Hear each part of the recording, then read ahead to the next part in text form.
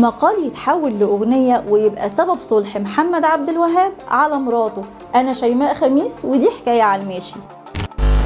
قالوا لي هاني الود عليه ونسيك وفات قلبك وحداني، أشهر أغاني الموسيقار محمد عبد الوهاب. بعد ما انفصل محمد عبد الوهاب عن مراته نهلة القدسي حاول يرجعها كتير بس هي كانت بترفض، فقامت جريدة الوقائع المصرية كتبت مقال بعنوان هاني الود بيتكلموا فيه عن الانفصال وقد إيه عبد الوهاب متأثر بالموضوع ده. عبد الوهاب اتخض وهوب راح رايح لصديقه أحمد رامي وحكاله حكاية المقال. أحمد رامي ما كدبش خبر وخد عنوان المقال وبدأ يكتب كلمات أغنية هاني الود عليه ولحنها وغناها عبد الوهاب. ولما سمعتها نهلة القدسي اتأثرت جدا وفهمت الرسالة ورجعت على مصر. وفي يوم من الأيام راجع عبد الوهاب في حفلة من حفلاته لقى نهلة موجودة في البيت مستنياه. والله أتمنى كل المشاكل بين المتجوزين تتحل بأغنية زي ما حصل بين عبد الوهاب ونهلة القدسي. قالوا لي هاني الود عليه